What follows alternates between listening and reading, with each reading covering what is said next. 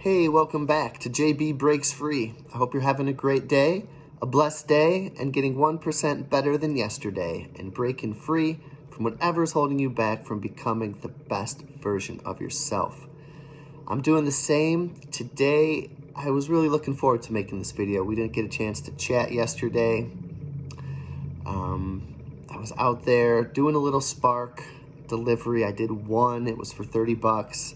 I'm kind of stunned how slow it was this morning, but it happens. I'm at 2:30 for the week. I'm still on pace for a really good week. And now I'm home and I got some big plans that I want to do. I want to practice editing. I found this software called Chimp Champ, and it allows me to take videos on my phone and then scan this QR code, and the videos will go into the software, drag it onto the timeline, and kind of edit them together a little bit. So I'm looking forward to doing a little bit of that and continuing with that. I also want to do some exercising today. I have this list where I used to keep track of all my workouts. There was 15 things. I had 15 things that I did around the house.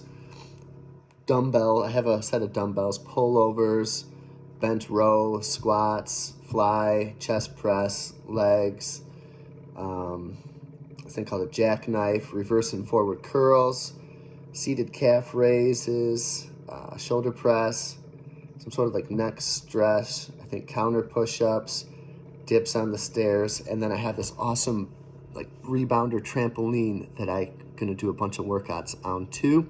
So I'm gonna document that process, and that's gonna give me some cool, hopefully be able to edit those scenes together and put them up, and it will be good practice for the blog, or for the vlog, I should say. One thing I have been thinking about lately is kind of like an ego hit for me, and I don't know why, maybe some guilt also, but there is a server who's coming back to the restaurant, who's a great person, was the first actual female server in the restaurant's history. She's great. She went away to actually in the Peace Corps, but she's back. I didn't want her to go. I tried to make her stay, but I didn't want to push it too hard because she had her life to live. But now she's back, and we've already hired 2 new people who have been a good fit, and we kind of got a nice rotation going. Things are pretty well, and now we got to make room for another, and so everyone has to kind of take a step back, including myself. And what we're doing, myself and the other waiter who's been there for 15 plus years, we're going to alternate every 2 Tuesdays. So basically half the month of Tuesdays regardless. So starting February, he'll get the first 2 off in February, and then I'll get the next 2, and so on. And that will make it a 3-day work week for us because we're already closed Wednesdays. And then I start getting the feeling of, am I doing enough? Am I working hard enough? Am I making enough money? Should I be making more money? Because that's what makes a successful person, right? At least in society. But I'm breaking free from that. That's not what I'm here for. I don't think that's what anyone's really here for. We're here to be the best version of ourselves that we can be, and break free from the BS, belief systems, and just be happy. And I can still make good money, right? Like I was prepared to leave it all behind because I wasn't willing to tolerate any more things at work that went beyond my limit. So, I was ready to do that move. So I'm thinking, I made $400 last week part-time, and I loved it pretty much. I can work a little extra in the mornings and on Saturdays, and I think I'll be okay. But it's just that little twinge of, okay, I'm getting knocked out of my spot, and it's just weird. It's a weird way to work. But that's kind of why I want to make contact with as many waiters as I can in the service industry, or anyone else who's in this position where, as long as my shift's covered, no one cares. I could make a big stink of it, but I'm not, because I put myself in this position to be debt-free and to find another job that I like and to not have an extravagant lifestyle. I'd rather be home with my family and being my own boss. So that kind of fits in pretty well. But other than that, some things I wanted to talk about today are friendship. I also wanted to talk about replacement habits and happiness, what happy people do. And I think there was a time when I didn't do anything on that happy person list. And I probably did the opposite of all the replacement habits too. Try to be a good friend over the years. I think I've got a nice, pretty good group of friends. Like I said, a lot of these friends I've made since elementary school, and we're all very close. My wedding party was pretty much people I met in elementary school, and a couple others joined a little bit later. You know, friends come and go in your life, that's for sure. I'm not still friends, kind of just by location. You know, people move away. It stinks. I have such a good group here who I'm friends with, but some of my best friends have moved away. Boston and California, and one went to Florida who's now back, and you know, it stinks. I would do anything to see those guys more often. But here are 7 types of friendships that you should not take for granted. And I feel like COVID, if anything bad happened to me out of COVID, it was kind of isolated me a little bit, where I don't do as much. I don't go out as much. My biggest thing is to be home with my family. I really got to push myself sometimes to, you know, just go out. And it's one thing if there's something big going on, like a concert or whatever, a party, but to just do something to do something. Sometimes I have to push myself towards that. It's not that I feel like you got to nurture friendships too, like especially my friends who are out of town. Like I don't want to lose those things. I never wanted to lose those things. All through college, I really tried to keep those connections as hard as I could. And we don't talk on the phone as much as we could, so that's something that I think I need to do. But the first type to not take for granted is the friend who is always willing to lend a hand when you need it. That friend you can call to help you move something, to help you move into your house. The friend who has a truck that you need, you know. The friend who's willing to help with anything. If you need a ride, you know, not that it would have to be monetarily, but anyway, they will always lend a hand. Number 2, the friend who always pushes you to be the best version of yourself. I hope I play that role for other people. A lot of friends come to me with their troubles throughout my life, really, and that must be part of my skill set, which makes me kind of want to reach out and help people through this. And like I said, I always wanted to be an example for my friends, and I knew I wasn't being an example for a time, but don't take that for granted, that friend who's always pushing you to be the best, and that's someone who's not going to be jealous of you. Number 3, the friend who always radiates positive energy. You know, we talked about tolerating no negativity. How many of us have time for negativity in our lives? Being positive is huge. Being on the right track, having a good outlet on life, a good outlet on life? I don't know, is that the right word? Outlook, good outlook on life. And I might have a friend right now who doesn't necessarily have that and who's struggling. And I remember there was one time we were in my friend's basement where we would drink, and I don't know, I was just going through a hard time. And all my friends we had a bar in the basement. All my friends were on the other side of the bar, and I was kind of like behind the bar sitting on a stool, and we're all talking, and people were kind of ragging on me a little bit and messing up my hair and stuff. And the guy was like, you know, Jay's the type of person who's going to be happy later on in life. I'll never forget that he said that. And I guess I've tried. That's my main goal, is to be happy and healthy, because none of it matters without our health. And I think I'm getting there, but I feel bad that my friend isn't getting there and may not have the most positive outlook. And I just wish the best for him. It breaks my heart, but you know, we push and push as much as we can. Number 4, the friend who stuck with you through good times and bad. And I've had my share of bad times, for sure. And I have some friends going through their share of bad times right now. And, you know, I've been with them. I've been trying to help them. We've talked on the phone through advice. Friends that stick with you through good and bad, do not take for granted. The friend that you feel comfortable telling anything to without fear of judgment. There's some friends who are super close, but there's other friends who I talk to a little bit more. One who has passed away. He was probably the one I told everything to, and miss him very much. That's crazy. He got my kids a Moana doll. They must have been like 3 or 4 right before he passed, and that doll is still in their room, and I look at it sometimes. I'm just like, Jesus. He was probably the first one I told everything to. And I remember when I was going through a really hard time, right when I wanted to start this break-free journey right after, because I was just, if I was depressed in life, it was for that 5 or 6 month span. I was pretty down. And I would tell him, I'm down. And nothing, oh, no, you're not. He wouldn't believe me.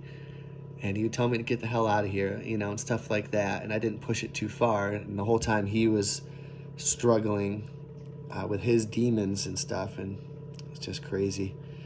But never take for granted the friend who never fails to show up for the important things in life, who'll be there for your kids' birthdays,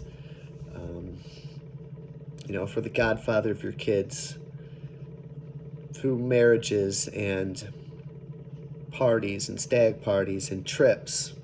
The friend who's always willing to show up and to come home and to visit, and for you to go visit them.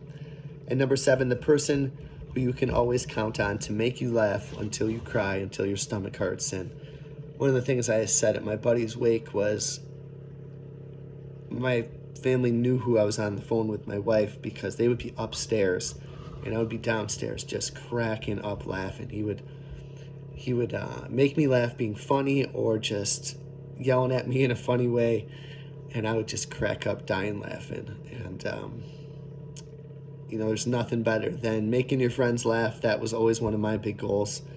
As I said, I was a class clown in high school, if you can believe it. I loved making my friends laugh, and when they can make me laugh, it's great. There's nothing better. The next thing I want to talk about is replacement habits. Some bad habits, we got to do something with them, replace them with some good. So anger, replace with exercise and a full cardio workout. Practice doing these replacements every day. Jealousy, focus on your own uniqueness, your own qualities, and what you bring to the table, what you bring to life. Anxiety, practice mindfulness.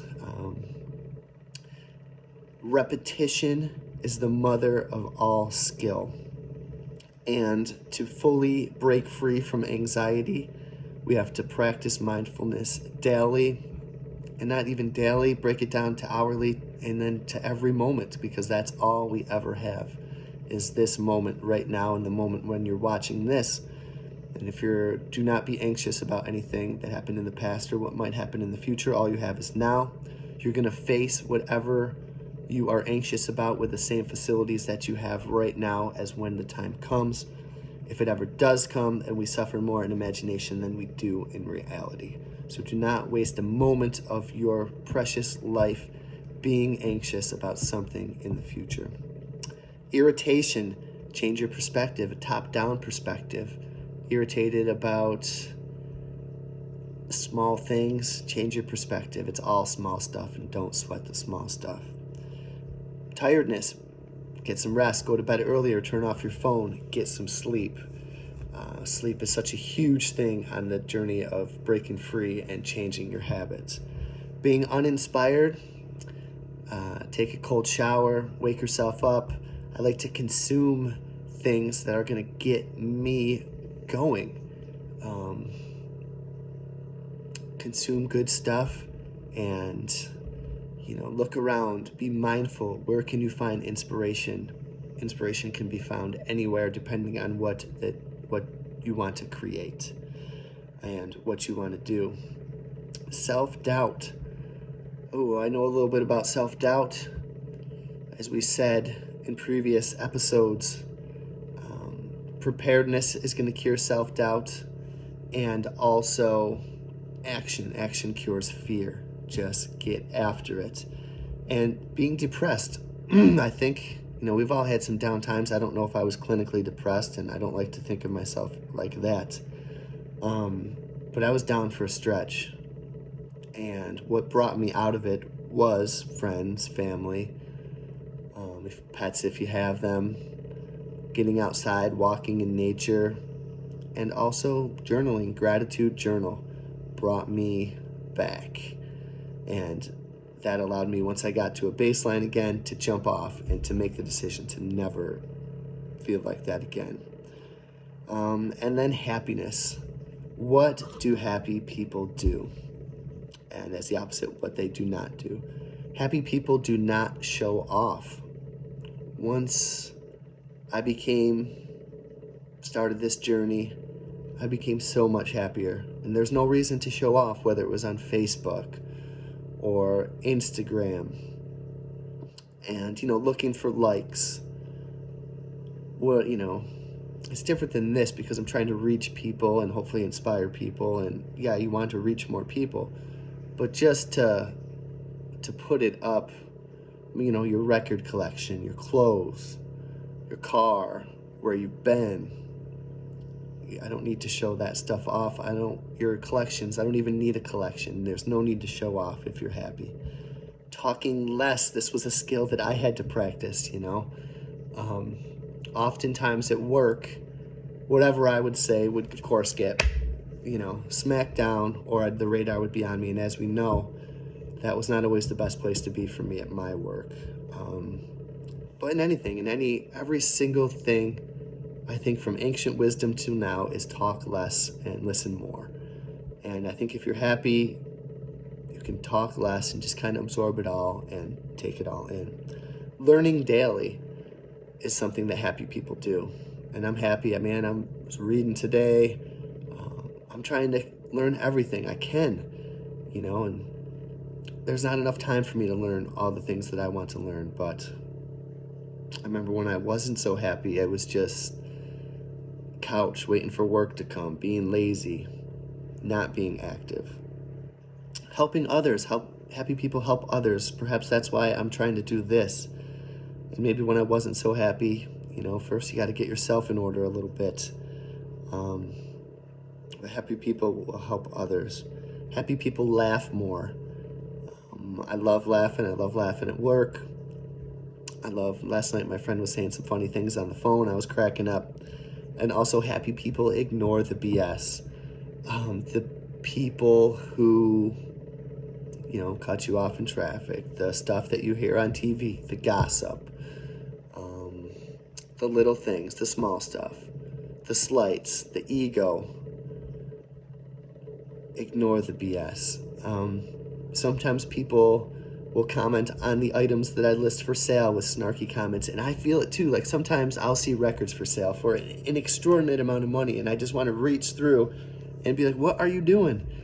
But we're not going to all agree with, what something is listed for, or what's even being listed in the first place, stuff like that. And you'll just get messages from people, haters. Hi to all the haters out there, who just, have nothing better to do. And you just got to just ignore that stuff. Let it go. You'll be much happier in life. So just ignore all the BS, help others, laugh more, learn, listen, and don't show off. Grind, and that's your philosophy. Don't explain it, embody your philosophy. I hope you're having a great day. I hope some of this hit home for you. Let me know how you're doing, and I will talk to you on the next video. Break free.